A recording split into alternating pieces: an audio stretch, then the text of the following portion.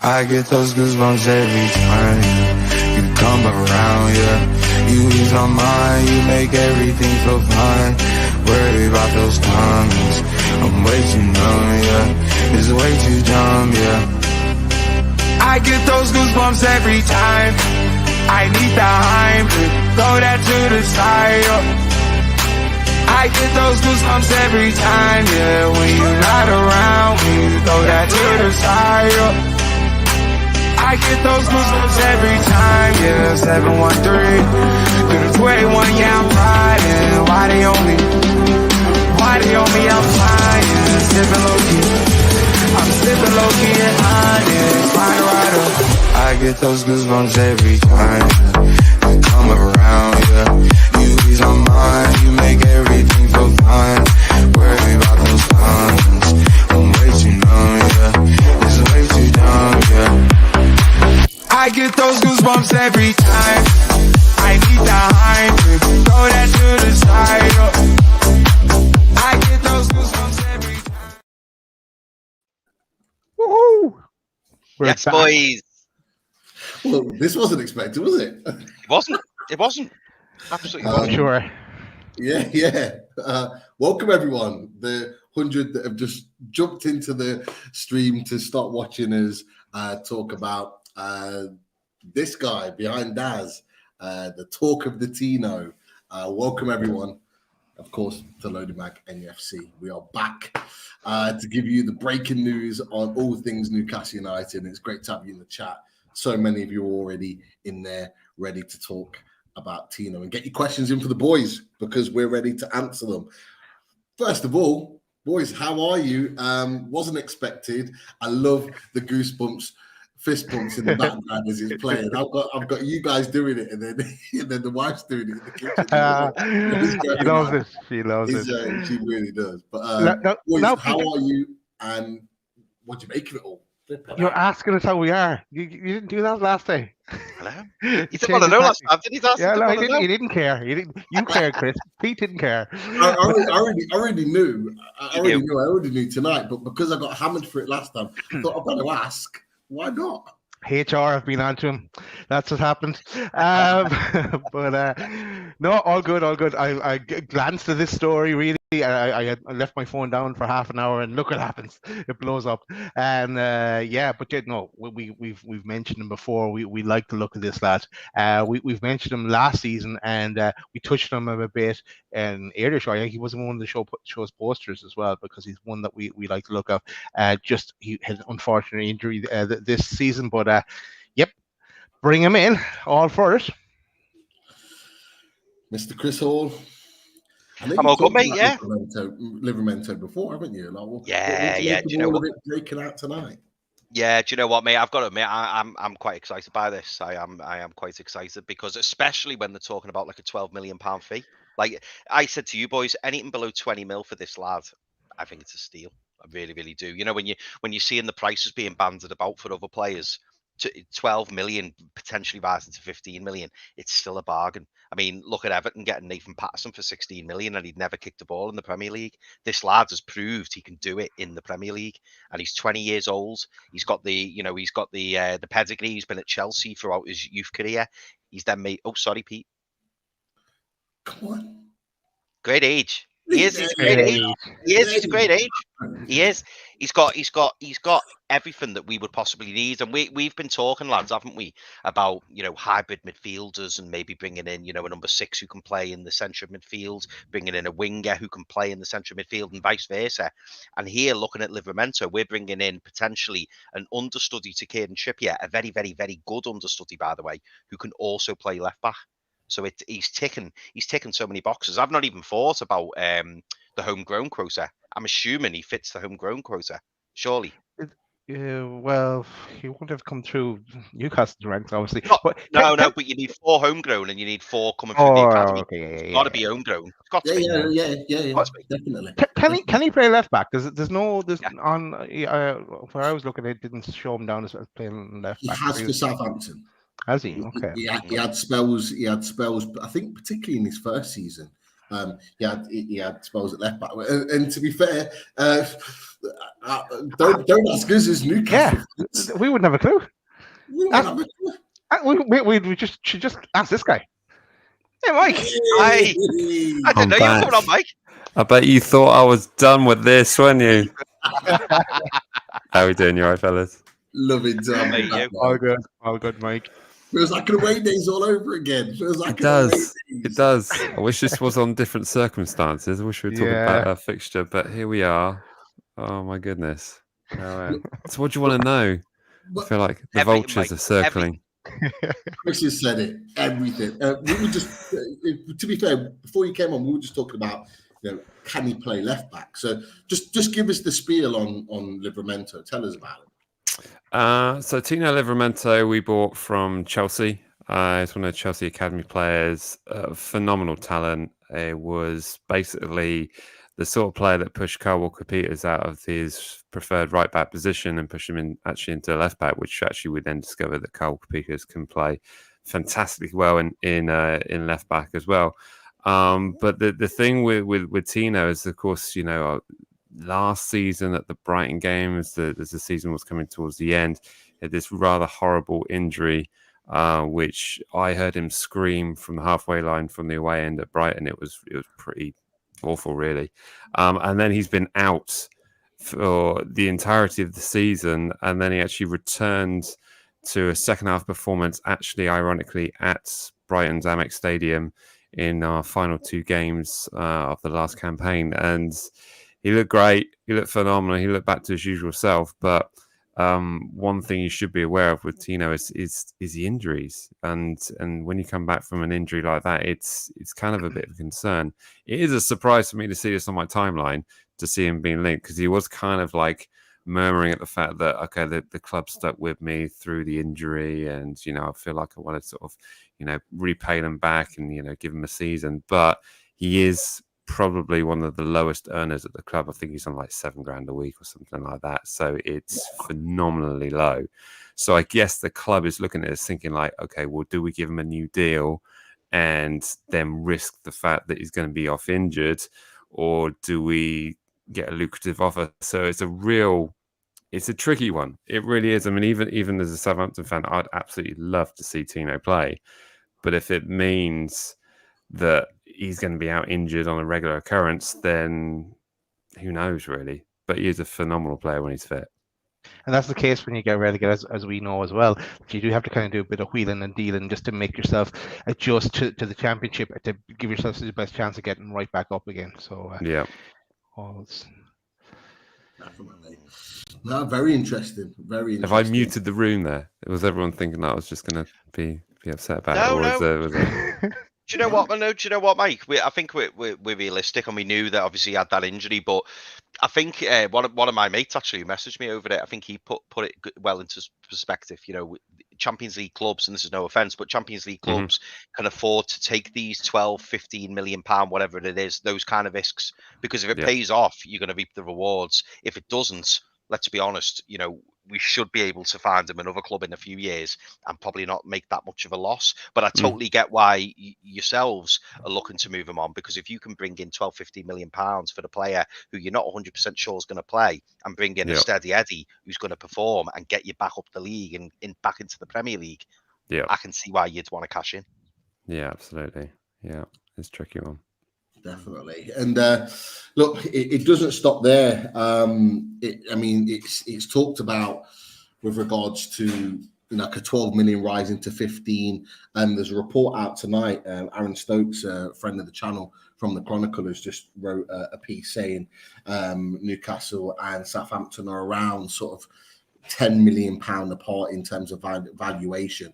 What would you, with what you've just explained with Livramento, what would you say was a fair price? With what the Chronicle is saying, it's looking at maybe more towards a £25 million deal. Would you say that's fair, or would you say there's somewhere in the middle that they can eventually meet?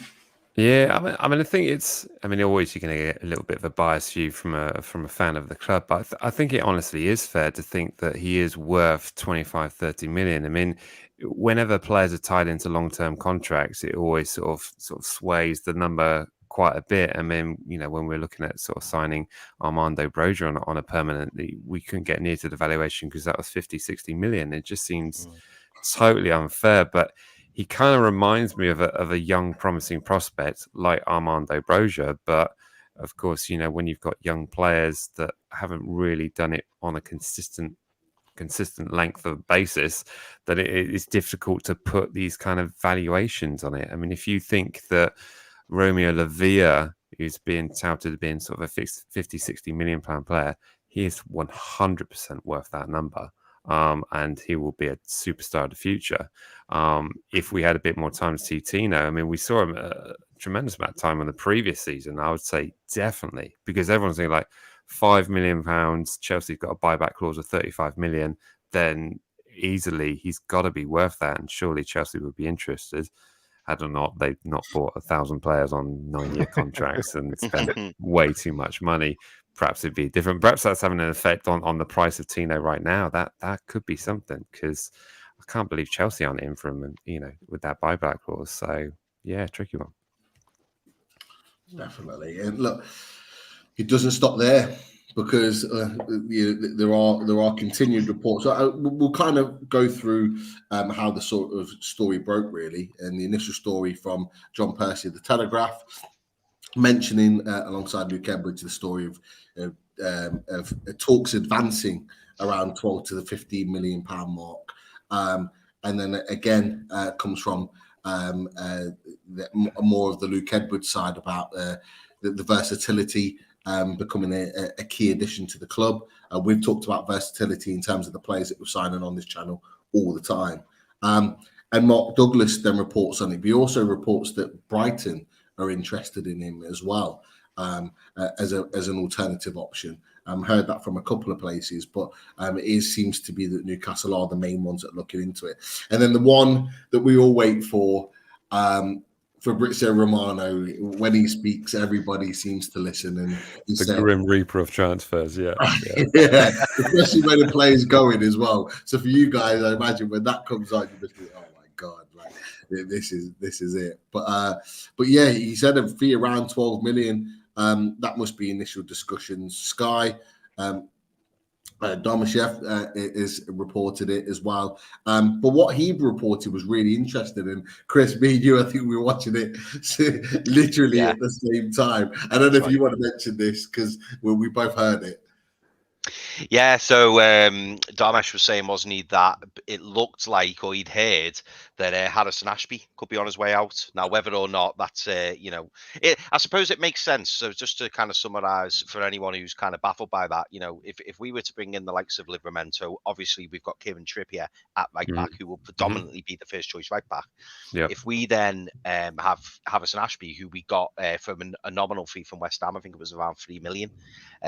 Obviously, he's a player who's going to need minutes. He's going to need time. He's still a young lad himself.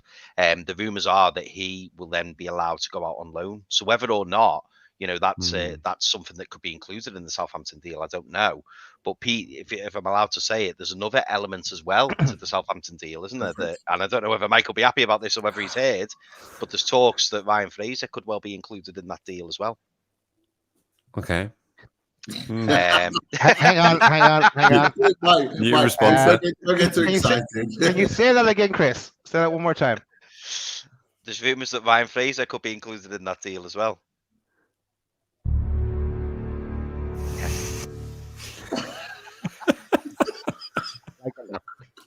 I was waiting for that to answer. I was like, what's he going to do?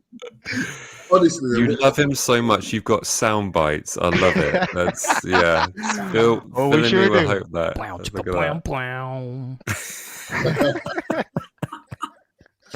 Honestly, though, what do you make of what Chris said? Because I think we all, certainly from a loaded point of view, we all thought that was really interesting. Obviously, it's a player that we're trying to offload. He's been in the under-21s training with them for the last section of the season. But he clearly hasn't got a future with us. But is that a player that you would welcome or take? Not particularly like, wow, yeah, get in. But I guess it's a different kind of setup when you're in the Championship. But in regards to sort of getting the because we look at the players that we've got, like Shea Adams and Adam Armstrong and all these players that have been sort of come up from the Championship and never really been able to establish themselves as a full-on sort of Premier League players. So you often look at perhaps some players that are out favouring the Premier League and think, well, maybe the Championship would be a good season for them to help them, refine what they do really. So what's these flirting comments on the bottom there like that? Bobby, yeah, has to put that up there. But I think it's only natural that you'll see sort of like perhaps loan deals coming in from Premier League clubs. But I just would have thought that maybe younger. More sort of younger players, which is probably into more Russell Martin's thinking, and he had one of the youngest squads in a Championship. So who knows? It's going to be up to the club whether they think they can work that in. I wouldn't have thought they would just take it for the sake of it. So if it was in there, then there'd be logic behind it. But another thing on Tino, you talk about Trippier sort of filling up that left back role, and perhaps you've got other choices in right back. We were looking at him being pushed further up the field. When he first started at the club, everyone's thinking like, this guy's a midfielder. He's a winger. He was playing so high under Hasenhüttl. Effectively, he was pretty much in the 5-yard box most of the games, really. But that's because he was basically such a box to box kind of a right back position. So, but he's just a super exciting player, and I'm depressing myself saying these things out loud. But yeah, I mean, he's quick. He makes other players look silly because they're surprised by his speed. But he's got the talent to back it up as well. It's something that we've massively been missing this season. Having a wide player that can burst down the wings and get good delivery into the box. I mean, perhaps it'd be a different scenario had that been the case, but here we are. Mike, there's a good question in the chat, and you've kind of touched on it a bit, but it's from Leslie. Can you please ask Mike, or the Southampton lad, if Tino has played left back for them? He has, yeah. Probably not as much. He tends to be, if Tino's playing, Kyle Walker-Peters was being moved into left back.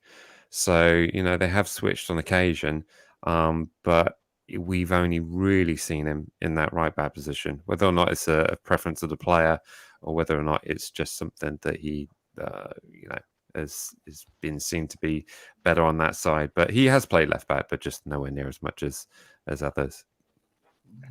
Cheers. Just want to quickly say 300 plus in the chat. Thank you for coming and joining us on this last minute show. These have become a regular, I think, in the last minute shows. If you haven't already, obviously Housekeeping as always, and he's on the button as well. Hey, thank you for watching. Subscribe and click that like button, and as well as that, click the notification bell, because that will give you a notification anytime there's a show popping up. So if any of these last minute shows come about, you'll get that notification straight the way that it's coming towards you. So make sure that you click all of those things: subs, likes, and notification bells as we move along. Go on, Daz. 400 likes. That's what I'm looking for, Pete. 400. Yeah, Okay, that's a good number. That's reasonable. That's doable. There's 300 in the chat. Let's get 300 right now, and then we can build as we go along in the show.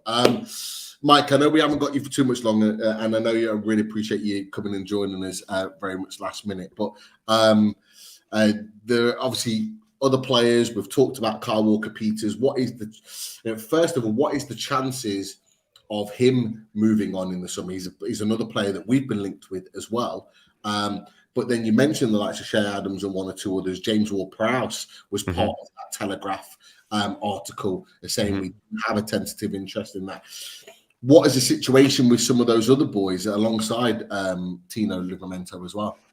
Yeah, Kyle Walker-Peters would be another one that would perhaps be looking at maybe Premier League football and is more than got enough quality in him to be a Premier League footballer. I think he's got maybe a couple of years left on his contract, so it's around that kind of sort of difficult time. Ward-Prowse is always going to be a name that sort of comes to mind, and he was basically subbed off in the 90th minute on the final game of the season, so it kind of felt a little bit like maybe a bit of a farewell. But he does have quite a few years left on his contract. I think he signed a 5-year deal at the beginning of the season, So everyone's talking about these kind of like 50 million for a championship Ward-Prowse. This is crazy numbers compared to Mason Mount. Well, it's not. You know, you just got to look at the fact of where the contract is. And, you know, when we were trying to buy Armando Broja in a 5-year contract, that was 50 million. So, you know, Ward-Prowse has this time on his contract, which is warranting that kind of price tag. Will it happen?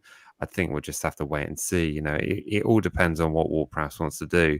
You know, he's 28 years old. He's still got some decent years left in him.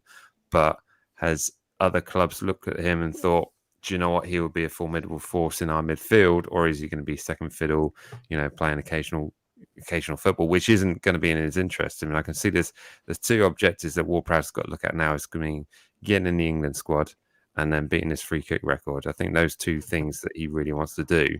So, and I don't think any Southampton fan would begrudge him moving on if it were to somewhere where he was getting first team football and also playing at a higher level, whether that be in a Europa League or a Europa Conference League or even a Champions League side, something like that. So, you know, we would certainly want the best for him. But of course, we would absolutely love him to stay. But we've got to be realistic in this and, you know, certainly see where the headlines take us towards the end of August. Mike, I've got 3 very quick fire questions for you just because they've just appeared off the top of my head. So I'll say it dead quick so I don't bombard you with loads of information. But the first one is Bella Kotchap. Do you expect clubs to come in for him, or do you think you'll manage to keep hold of him in the Championship? I think other clubs will come in for him, but I think it might be outside of the UK. I think it perhaps might be back to Germany for you know, one of the German clubs, or elsewhere in Europe. I don't think he's clearly going to be a talent for the future. He kind of had a bit of a stance on him that was quite Virgil van Dijk like, but he's still very young, so he needs quite a bit of coaching just to get him into various kind of formations and kind of setups. And I think really players like Bella Kotchap, players like Salasu were all kind of like mixed around so much at the beginning of the season. It just made them look an utter mess, but they are quality players, both of them. So it's difficult not to see them moving on. And I think most other clubs, as bad as we played throughout the Premier League campaign, I think most other clubs looked at our squad and thought, how has this club spent 140 million and are still looking a mess like that? You know, how are they literally adding so much but not contributing any kind of like talent on the pitch? It was just baffling to watch. It really was. And Southampton, I'm sure Daz and Pete will agree with this. Southampton, a massive club, and when you look at your starting 11 or even the players on the fringes, there's loads of players who Premier League clubs would look at and go, "I'd have him, I'd have him, I'd have him, I'd have him." I could think of about 10 players who I would be interested in purely from Southampton. Yeah, Alcaraz, it's one we've not even mentioned. Yeah. Loads of good players knocking around. Oh man, this is depressing, isn't it? But if you keep hold of some, Mike, it's a good Alcaraz is quality. Alcaraz quality, but again, it's a case of like where does he go that gets him the kind of first team football that he deserves? And I think that's the big question for a lot of these players. You know, okay, they want Premier League football, but where do they fit in with those Premier League clubs? And do they really want to go to a Brentford or a Fulham or a Palace or somewhere like that? Is that really doing it for them in terms of what they want to do? So no disrespect to those clubs. It's just, you know, thinking, where is it going to be? And if Southampton are able to do a Burnley, you know, next season and bounce immediately back, it will be obviously absolute dream for us. But the long-term kind of prospect of, do I give the club one more season and then we'll see where we are in January as to what we do with our career. The 2 final questions I have for you, Mike, dead quick ones. These are on prices. So the first one was, in terms of Livramento, I know you've mentioned there 25-30 million.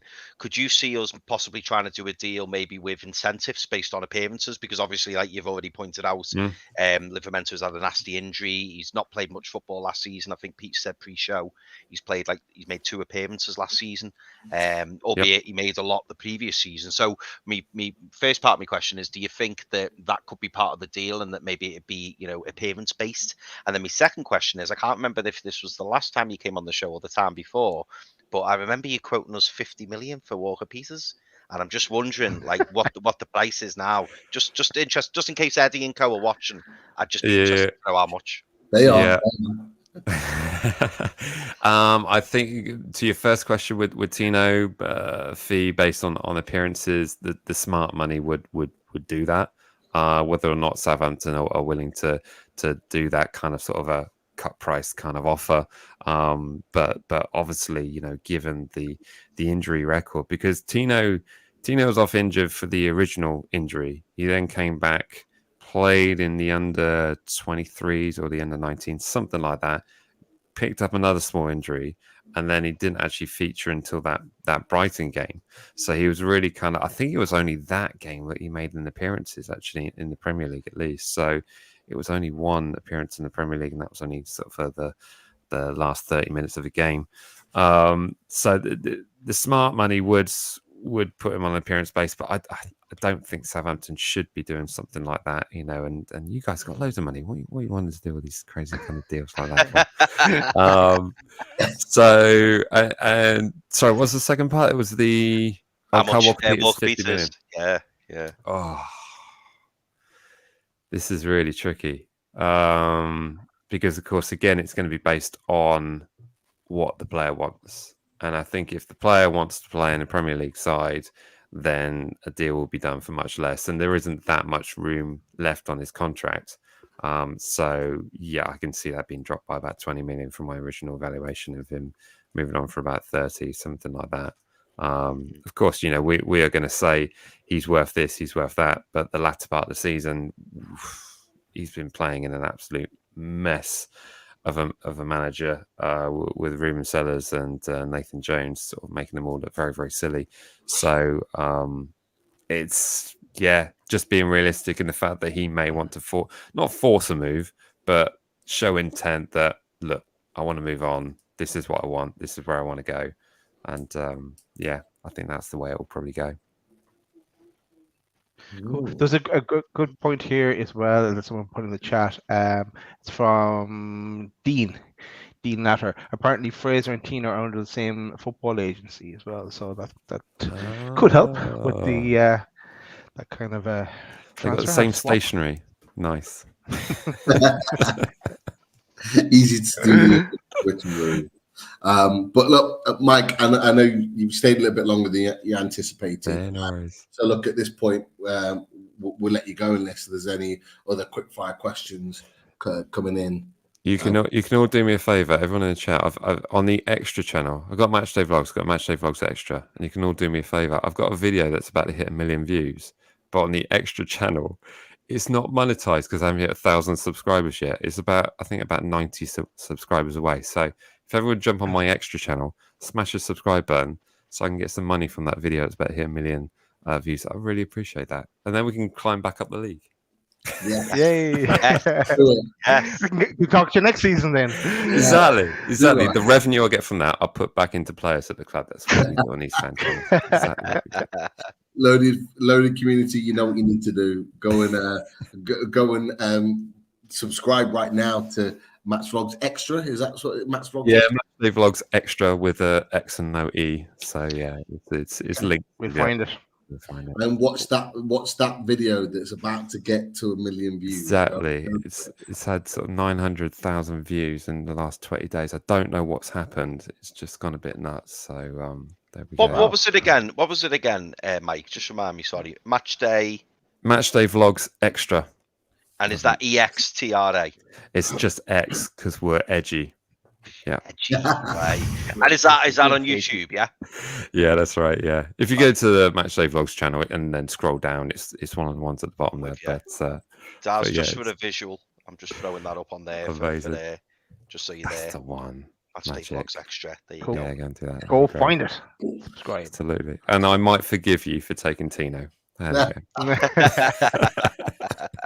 Well, hopefully for free. Yeah. And hopefully you'll take Fraser for free. We'll see. But look, massive thanks to you, Mike. Thank you for coming and joining us on really, really short notice. Cheers, Mike.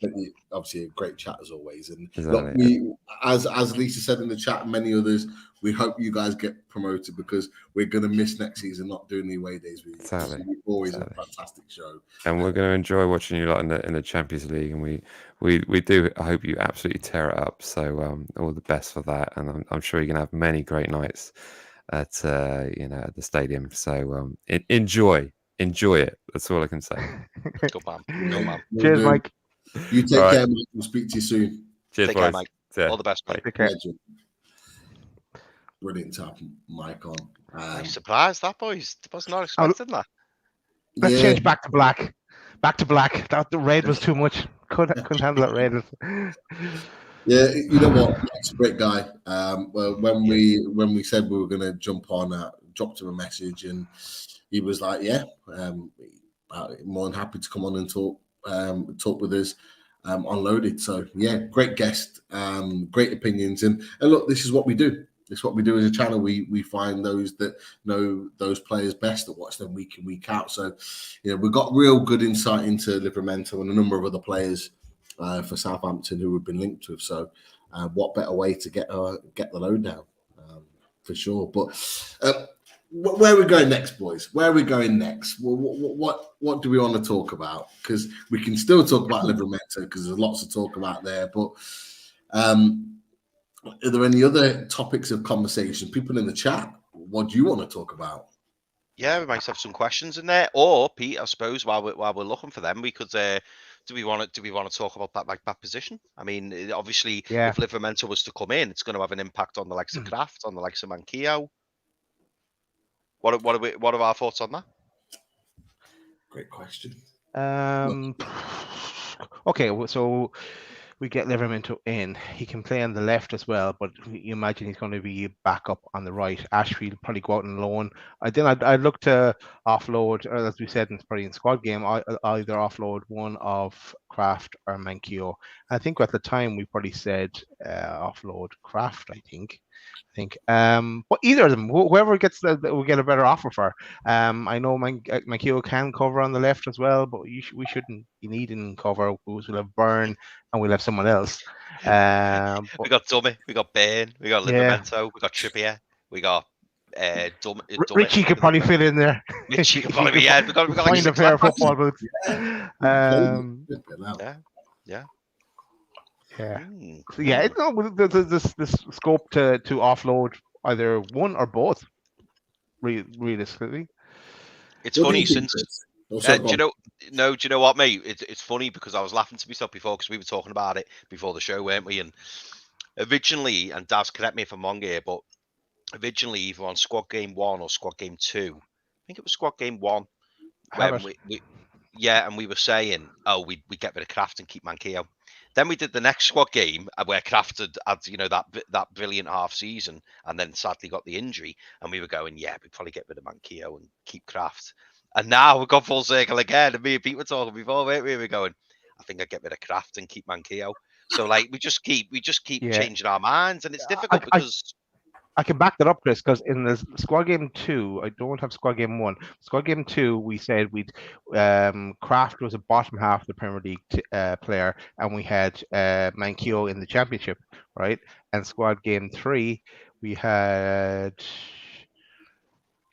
Mankillo as a squad player. I don't know why. And we had Kraft in the bottom half of the Premier League, open to offers. So we're going to keep Mankillo over that. That's a big jump. Yeah, it is. Yeah.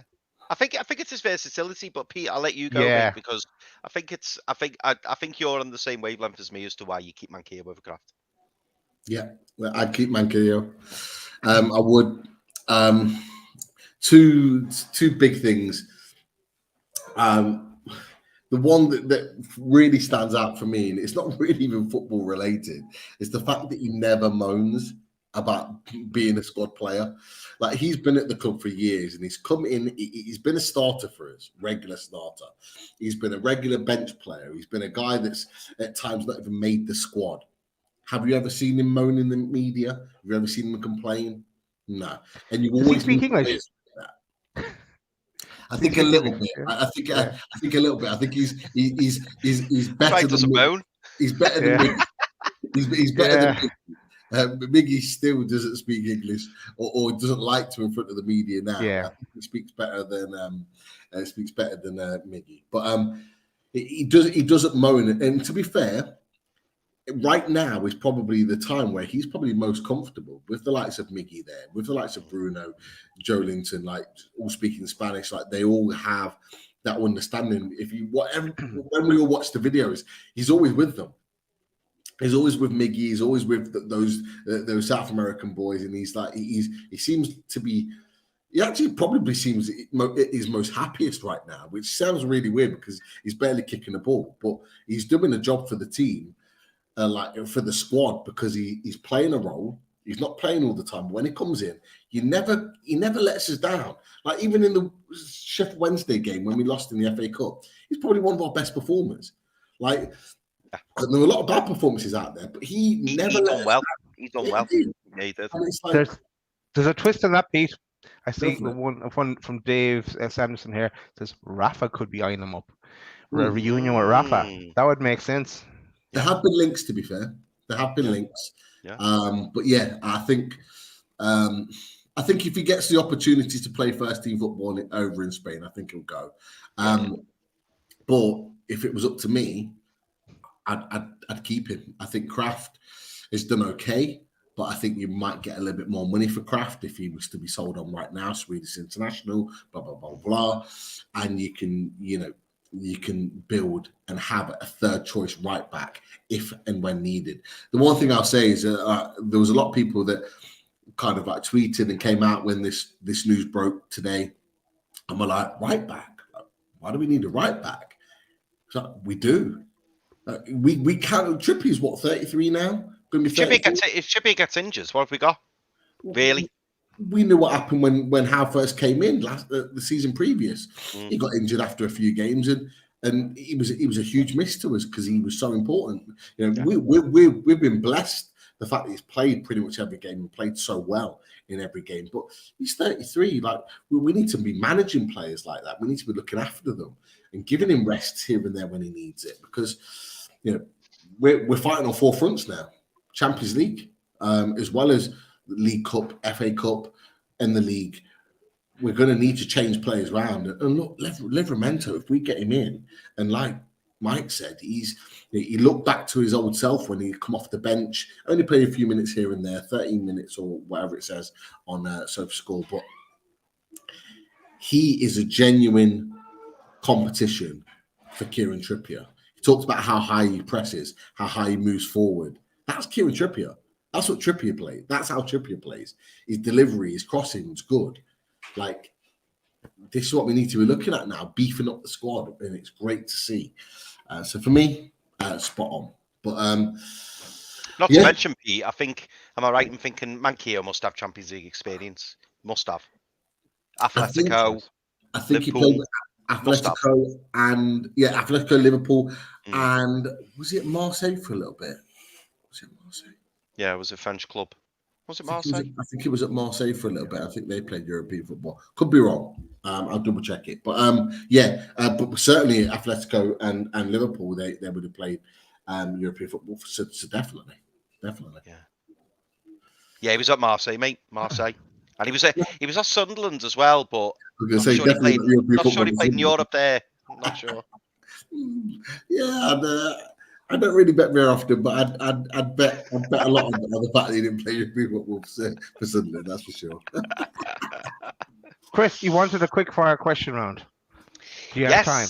Yeah, no, absolutely. Yeah, I thought I've missed that countdown clock. I've missed it. Okay, let's go.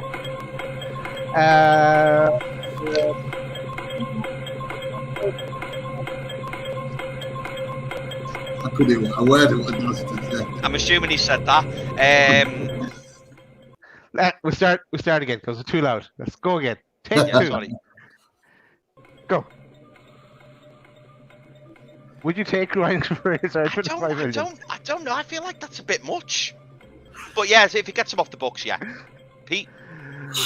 $25 million, is that a little bit less than the Oh, pound? dollars. Yeah, true. Yeah, a bit less. Yeah. This one. Yeah. Is Livramento rumor another smokescreen? That's a great question because we haven't even It's a considered great that. question, isn't it? That's a great question. We might come back to that one. Go get Come me, back to that one. James. Does Tunali speak English? Nah. Ooh, I don't think so. I need to check. guessing. Great question. Great question. From Mike Kent, quick question: will Eddie use Gordon as a striker as he's playing with the England under-21s? No. Nah. No. Okay. Right. Let's go back to this one because this one was very interesting from Bill.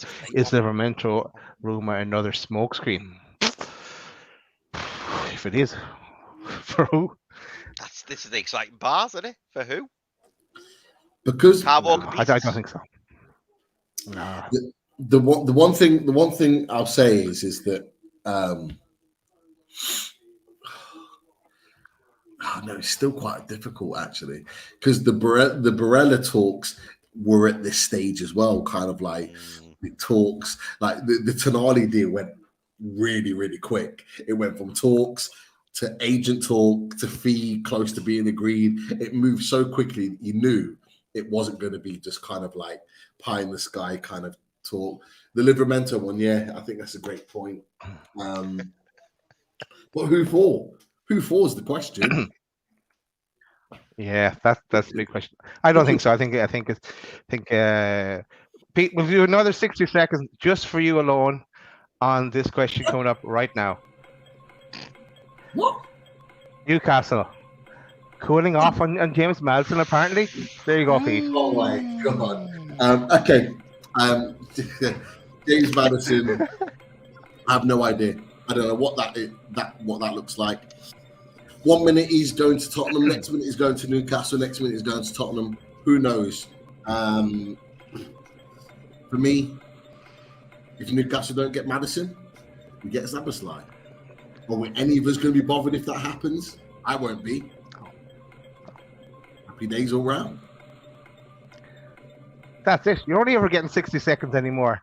We don't have to talk about it now for the rest of the day. That was it.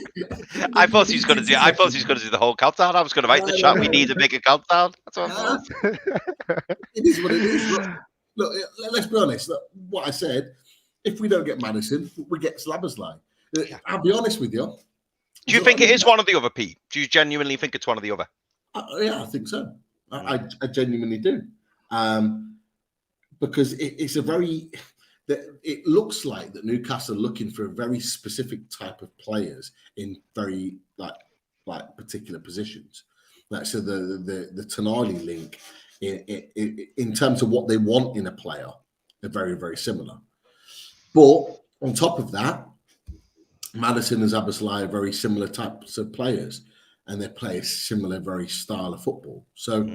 If Madison doesn't work out, look, Madison's a quality player, and I've wanted him to come to Newcastle since last season because, for one, I was surprised that we even linked with him last summer, and the fact that we had 2 bids dropped was a surprise. But for me, Dominic Szoboszlai is a great alternative. Some Newcastle fans even think of him as a better alternative, and that's fine. I'd be more than happy with that because it improves the squad. Yeah, no, I agree. I agree. One for you, Chris. Here, hang on. We'll give you another. I know. I've got about 12. I've seen them all. This is just for you, Chris. There we go. 60 seconds, and we won't do this again. Then, let me get the question. Will I need 60 seconds? Question for Chris: Will Wilson sign for Everton? No. Chrissy Cameron. That's short and sweet. Was that it? Done. Oh, was that it? That's it. That's all you're getting. I seen one off Top Bobby, and he was like, "Question for Chris: Is Jimmy still digging him out?" And I was like, "Yeah, he is." Oh, I didn't see the rest of them. Okay. Yeah. That would never end. That would never end. It won't. No. A quick shout out to what we're doing tomorrow as while we're thinking of what else we're going to do here. But so tomorrow, if we switch over to the right tab, we have Fully Loaded Transfer Show on tomorrow at 7:30, and we are joined by Joel Bland, from Metro Radio. So looking forward to meeting Joel and talking a bit of transfers for Newcastle tomorrow evening at 7:30. So stay tuned for that. A new guest for the channel. So that should be a good one. And yeah, we'll go through all the in detail all the rumors as usual. There'll be a long list of names. We can start them now if you want, though, lads. But no, we'll keep it all night. I think.